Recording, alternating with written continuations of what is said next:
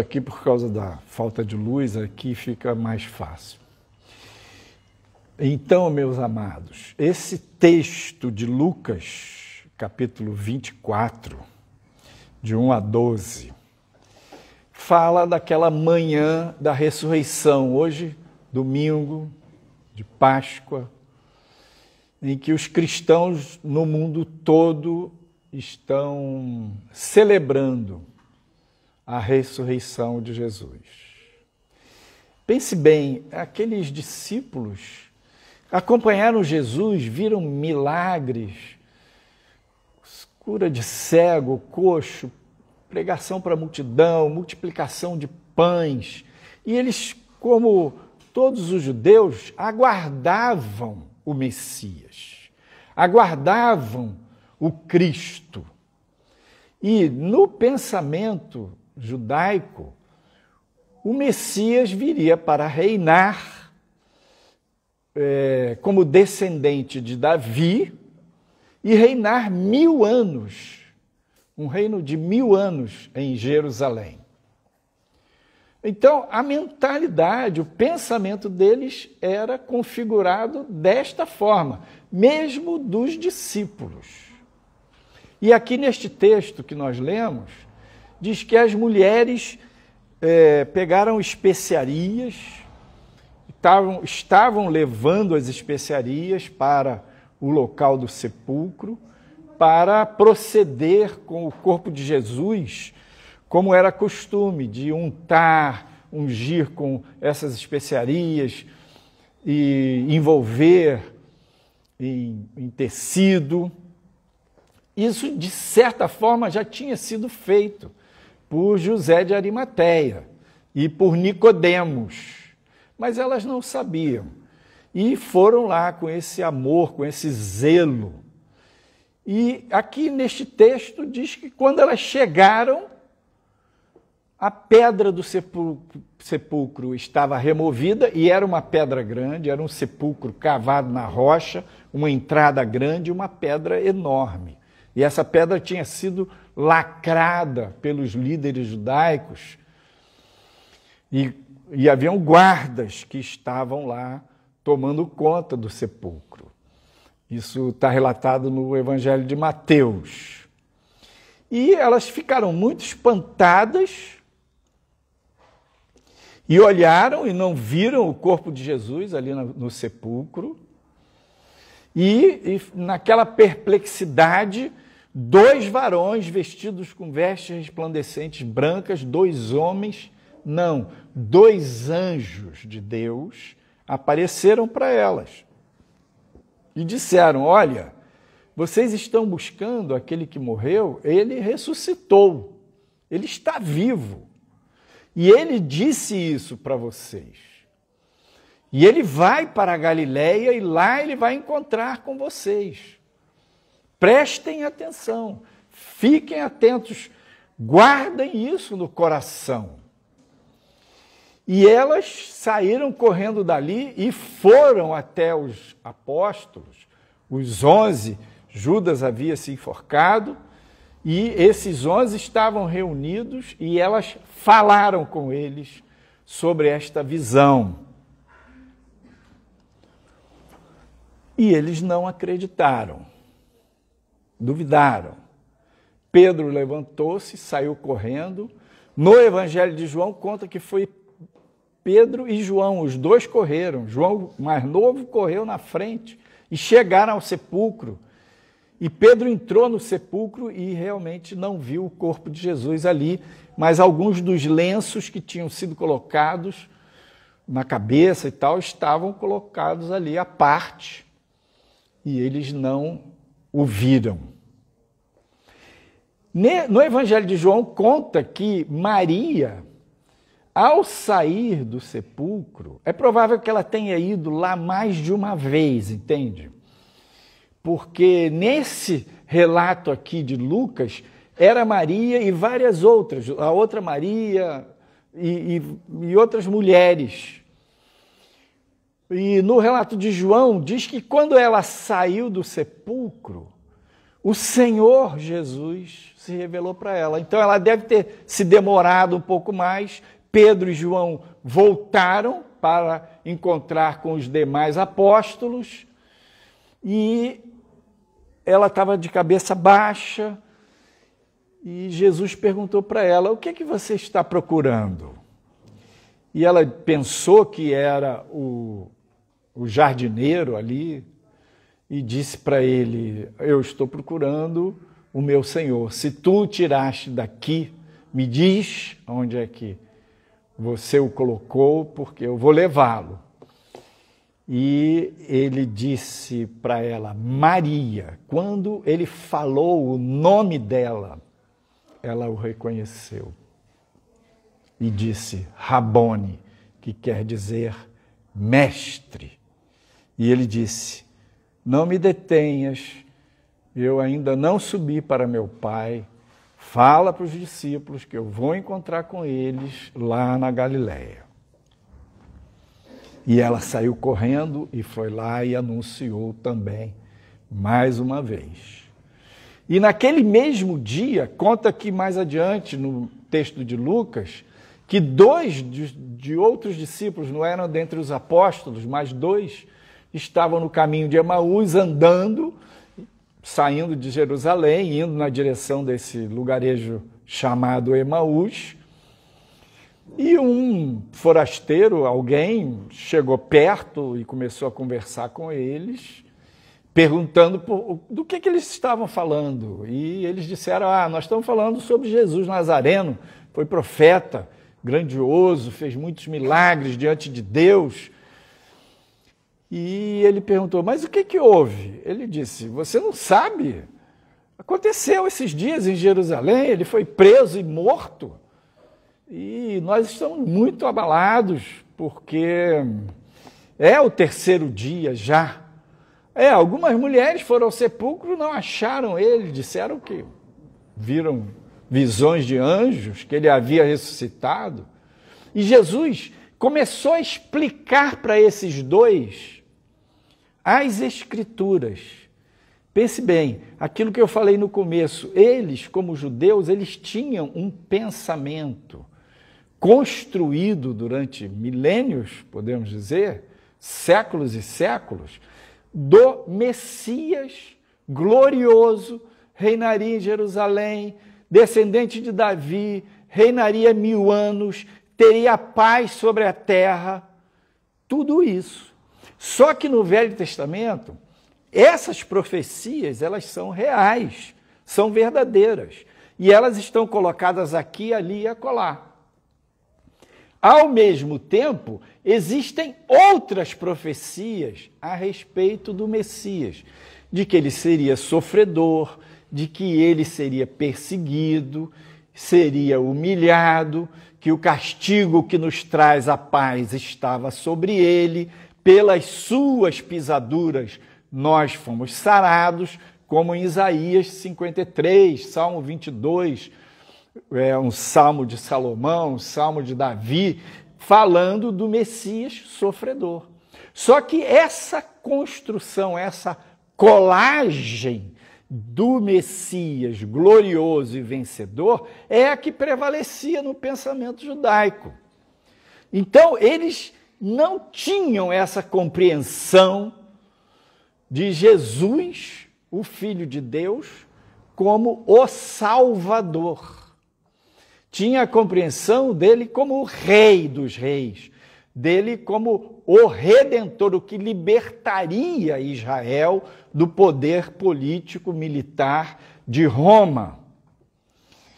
Mas Deus permitiu esta confusão porque o mistério de Deus é assim, e o plano de Deus era que na cruz, Jesus sendo humilhado, perseguido, maltratado pelos homens e pelo mundo das trevas, esses homens, interesses no poder, e o mundo das trevas, interesses em prejudicar, atrapalhar os planos de Deus, esta era a maneira estranha de Deus salvar a humanidade. Paulo fala em 1 Coríntios, que esta era uma maneira louca de Deus. Como assim? Ele diz, porque a loucura de Deus é mais sábia do que os homens. Mas como loucura? Porque Deus enviou seu Filho ao mundo, Jesus, para que todo aquele que nele crê não pereça, mas tenha a vida eterna. Então, Deus enviou o seu Filho ao mundo, o Verbo se fez carne, o Eterno se humanizou, e a loucura é, Deus entregou o seu Filho por nós. Esta é uma loucura de amor. Porém, no pensamento judaico, essa não era uma coisa conhecida. Era algo diferente demais. Então, os judeus até hoje esperam a vinda do Messias. Com essa visão do Messias vencedor. E uma vez eu participei de um evento de reconciliação com os judeus, os cristãos, pedindo perdão, porque o cristianismo perseguiu os judeus de uma maneira muito implacável e injusta ao longo da história da igreja. Nós tivemos esse movimento aí de aproximação. E numa uma palestra que uma judia estava fazendo, uma garotinha fez uma pergunta. Ela depois se abriu para perguntas e respostas e ela escreveu um bilhetinho, dizendo: olha, você, como judia, espera o Messias, e nós, como cristãos, esperamos a volta de Jesus. Nós esperamos a mesma pessoa. E é verdade. Os judeus aguardam o Messias que virá glorioso, Rei dos Reis, soberano, para reinar 1000 anos sobre a terra. E os cristãos aguardam a volta de Jesus. E Jesus de Nazaré é o Cristo. Muito interessante, lá no Evangelho de João, capítulo 19, conta que Pilatos não queria condenar Jesus à crucificação. Ele percebeu que era uma jogada política, né? Uma maracutaia lá. E ele ficou tentando, a mulher dele teve um sonho a respeito de Jesus como justo, e ele era um governador, tinha esse papel de juiz também, e na ocasião da Páscoa, ele costumava soltar algum prisioneiro judeu que o povo solicitasse. E tinha havido um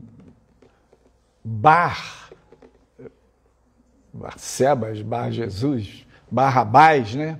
Era Barrabás Jesus, que tinha sido preso por causa de um motim, uma coisa lá, mataram uma pessoa, esse cara estava preso. E Pilatos perguntou para a multidão: vocês querem que eu solte o Bar Jesus, o Barrabás, ou Jesus chamado Cristo? E aí os líderes puseram pilha no povo, para o povo, e o povo também embarcou nessa: nós queremos que solte Barrabás e não Jesus.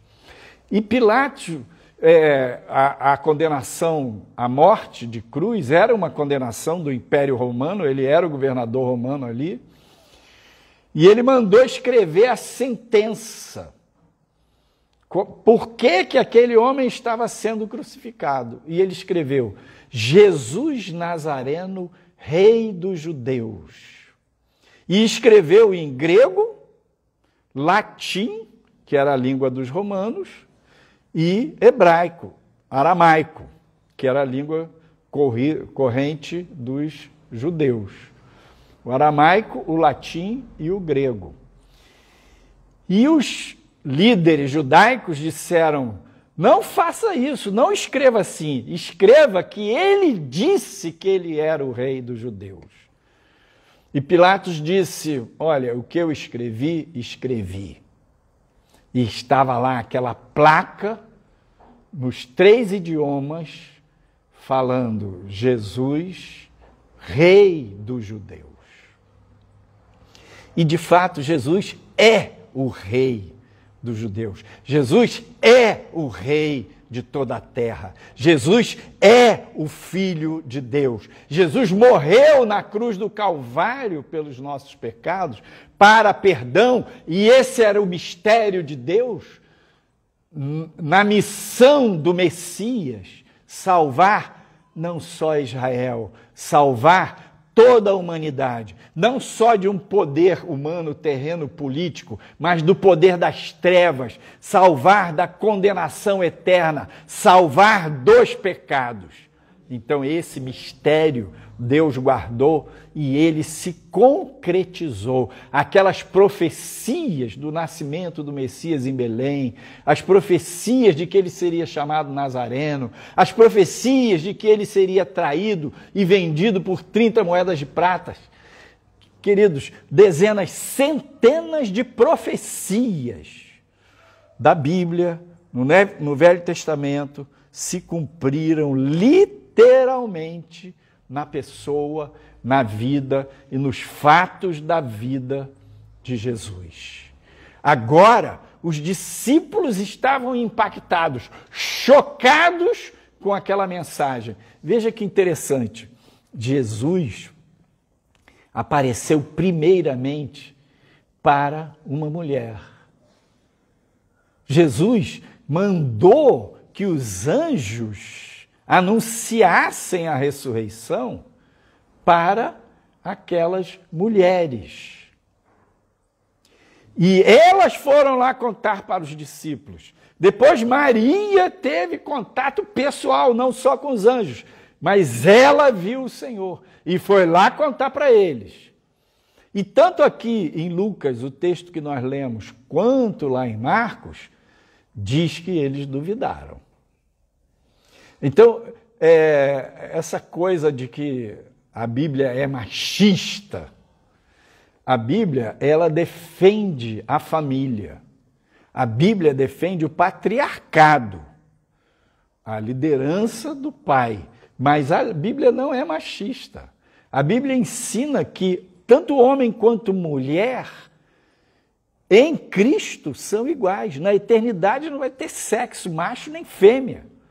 O que vai pesar, valer em termos de valor, de diferenciação, de status, de dons, de potencial lá no céu, é o quanto você amou a Deus, o quanto você serviu a Ele com o coração, o quanto você fez o bem, o quanto você permitiu que Ele operasse em você, entalhasse em você os traços de Cristo. Isso é que vai fazer diferença, não é se é macho ou fêmea. Então, Jesus deu essa honra, digamos assim, para as mulheres proclamarem àqueles homens a ressurreição em primeira mão. E eles demoraram para cair a ficha. Demoraram. E uma coisa que eu estava meditando lá no Evangelho de Mateus, que fala da crucificação de Jesus,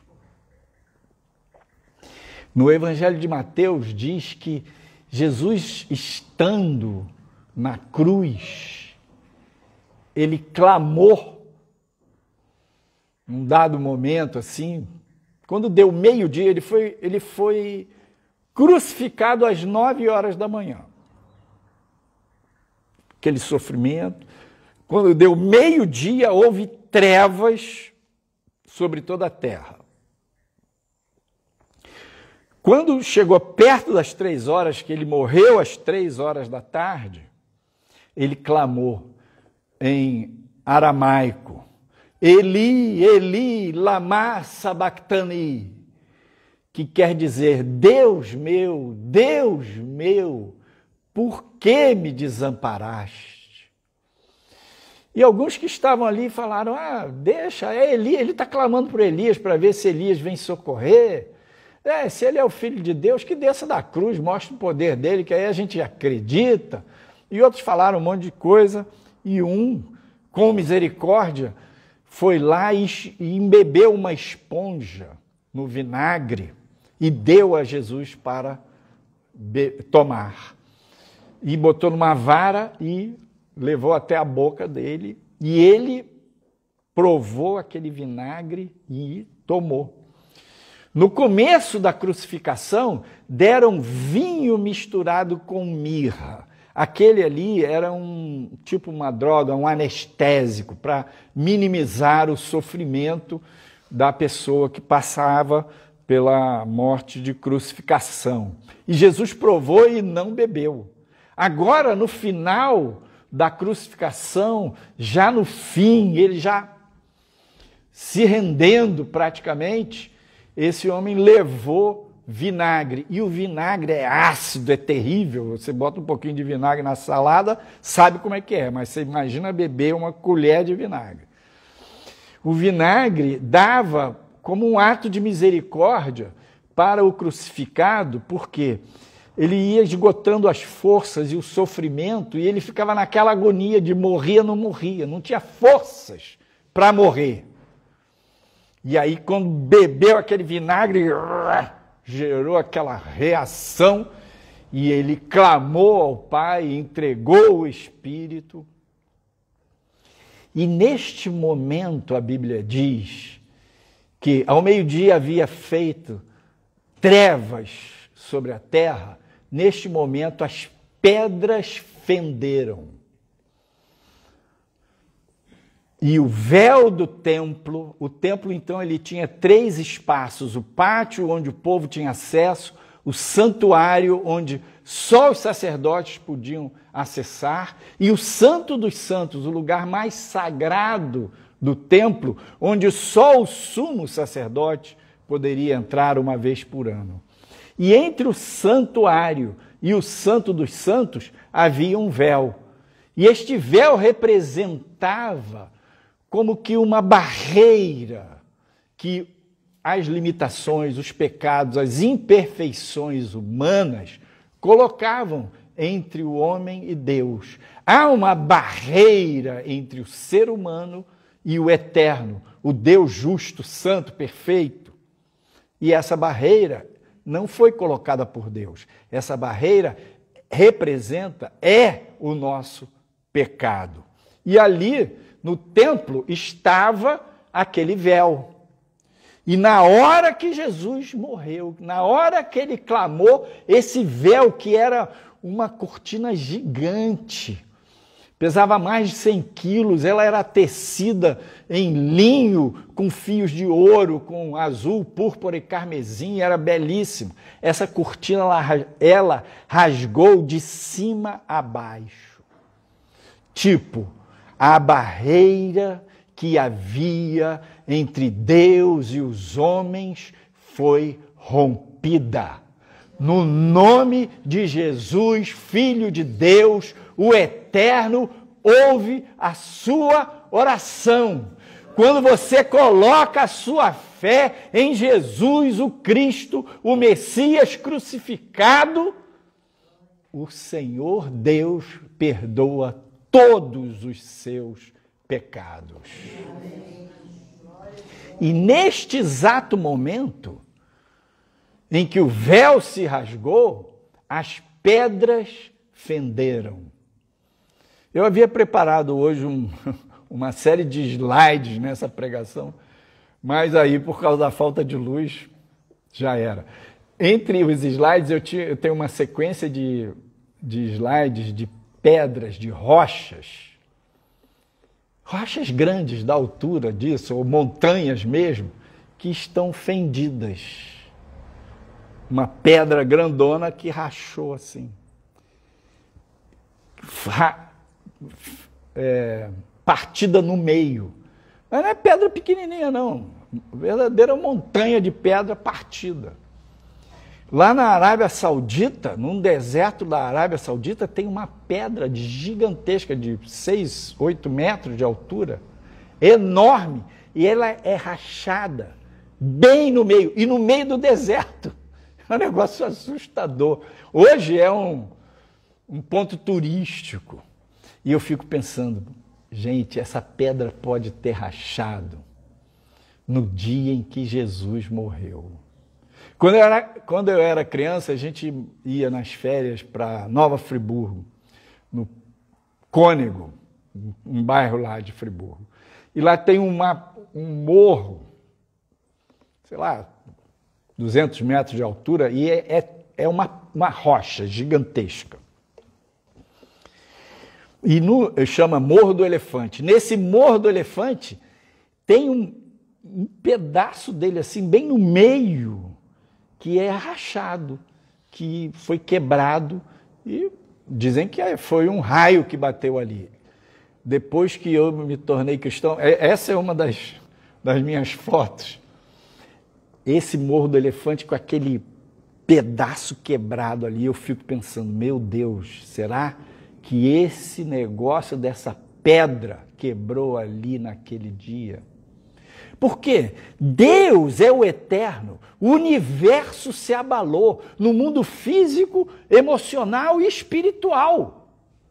Aquela rocha que se quebrou naquele dia, aquele véu que se rasgou, eram apenas representações simbólicas do que estava acontecendo no mundo espiritual, na eternidade, os pecados da humanidade sendo levados.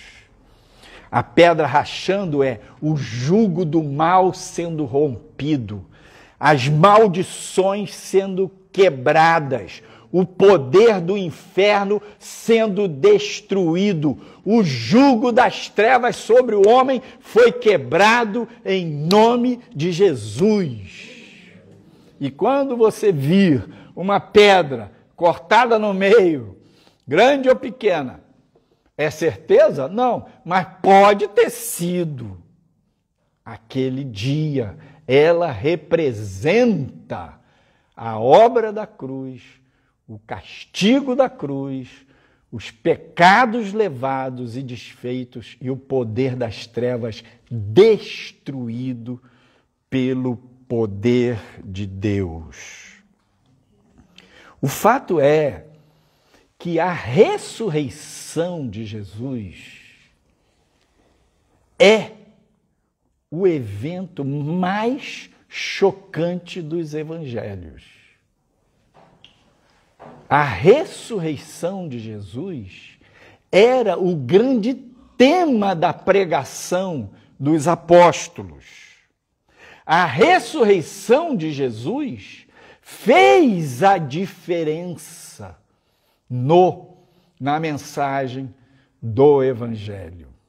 Por quê? A ressurreição confirma todo o trajeto dele, o Verbo se fez carne, homem santo, homem justo, perfeito, sem pecado, que se ofereceu a Deus em nosso lugar e morreu na cruz em nosso lugar, mas ele disse, aquele que crê em mim, ainda que esteja morto, viverá. Eu o ressuscitarei no último dia. A ressurreição de Jesus é o que a gente comemora mensalmente quando a gente celebra a Santa Ceia. Ele ressuscitou. E a ressurreição dele diz, ele venceu. Ele subiu ao céu para reinar no céu. E ele enviou o Espírito Santo para confirmar em nosso coração todas as verdades desta obra do Evangelho de Jesus. E ele confirma em nosso coração, Jesus voltará. E todo aquele que nele crê, ressuscitará. Então, é maravilhoso a gente, como cristão, pensar, nós temos esperança. Vocês imaginem aqueles discípulos, que não eram só os 11, essas mulheres e dezenas de outras pessoas que criam em Jesus como Messias e que não se reuniram, se ajuntaram com a multidão para pedir que Jesus fosse entregue no lugar de Barrabás, como essas pessoas estavam abatidas naquele sábado, naquela sexta-feira. Como elas estavam desesperançadas. Como elas foram para o fundo do poço. E Jesus, nos últimos dias, uma das últimas falas dele para os discípulos, ele disse: no mundo tereis aflições, mas tende bom ânimo, porque eu venci o mundo. Então, o que ele promete para nós não é uma carteirinha de imunidade ao sofrimento. O que ele promete para nós cristãos é que, mesmo tendo as lutas normais do trabalho, da casa, do dia a dia, dos problemas de família, de relacionamentos, dos problemas na economia, na política, problemas à nossa volta, que abatem, que entristecem, que trazem desânimo, que trazem a noção rígida de que não tem jeito, a crença de que estamos perdidos. Ele disse: vocês vão passar por problemas, mas segurem a onda, firme, coração firme, fé, confie em mim, porque eu venci o mundo. Quando ele diz eu venci o mundo, ele diz eu venci o pecado, eu venci o mal, eu venci as trevas, eu venci a morte.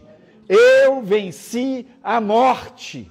E é nessa força que você vai viver, porque ele lhe dá força para você vencer as suas tribulações também. E isso é maravilhoso porque os cristãos no mundo inteiro passam por problemas, mas não desistem. Passam por tribulações, mas têm uma força maior. Há uma fonte de poder, de energia, de força, de ânimo, que é o Espírito Santo de Deus que habita em nós, que confirma em nosso coração que somos filhos de Deus, que Ele ressuscitou e há de vir. Ele é a nossa força, Ele é a nossa rocha, a rocha que foi partida por nós, o grão de trigo que caiu na terra e foi partido, podendo dividir, multiplicar a sua natureza. Por isso, diz o Evangelho de João, aquele que nele crê, não nasceu da carne, nem da força do homem, mas de Deus. Torna-se filho, filha de Deus. Então, quando você crê em Jesus, quando você declara com a sua boca, confessa o nome dele, crê no seu coração, declara com a sua boca que Ele é o seu Salvador e crê no seu coração que Ele ressuscitou, você é salvo, diz Paulo lá em Romanos. Então, vamos celebrar, vamos entregar para Deus nossas dores, lutas, tribulações, abatimento, desânimo. Vamos lembrar dos discípulos naquela madrugada de domingo, completamente arrasados, mas ao longo daquele dia, Jesus apareceu para os dois no caminho de Emaús, Jesus apareceu para o próprio Pedro, além de Maria Madalena, e eles disseram, Ele ressuscitou. Eles terminaram aquele dia com o coração, com a mente diferente. Não entendiam tudo, mas como o Messias morreu, ressuscitou, não entendiam tudo, mas sabiam que Ele estava vivo para todo sempre, que Ele é o Salvador, agora não só dos judeus, mas de toda a humanidade. Louvado seja o nome do Senhor. Glória a Deus. Então, vamos orar, vamos entregar a Deus as nossas dores e lutas e abatimentos, os nossos queridos familiares, amigos, o nosso Brasil. Vamos entregar a Deus a nossa incredulidade. Senhor, muito obrigado, porque neste domingo da Páscoa, nós cremos na ressurreição. Nós sabemos que Jesus é o Filho de Deus. E confessamos com a nossa boca, Jesus Cristo é o nosso Senhor e Salvador. E cremos no nosso coração, Ele ressuscitou. Por isso nós te invocamos, ó Deus, em nome de Jesus, e pedimos, recebe a nossa entrega das dores, das lutas, dos abatimentos, da incredulidade, das tristezas, do desânimo. Nós te entregamos e pedimos, renova as nossas forças, renova o nosso ânimo, vem com a tua luz, com a tua bênção sobre cada um de nós. Vira a sua mão para cima, como que entregando a Deus o seu problema, esvaziando sua mente, seu coração deste problema e recebendo da parte do Senhor a bênção, a força para prosseguir. Ah, Senhor, entregamos em tuas mãos todos esses fardos e cremos que o Senhor recolhe, recebe as nossas orações, as nossas súplicas e recebemos a força do Senhor, o bom ânimo, a alegria do Senhor, que a nossa força é. Em nome de Jesus. Amém. Amém.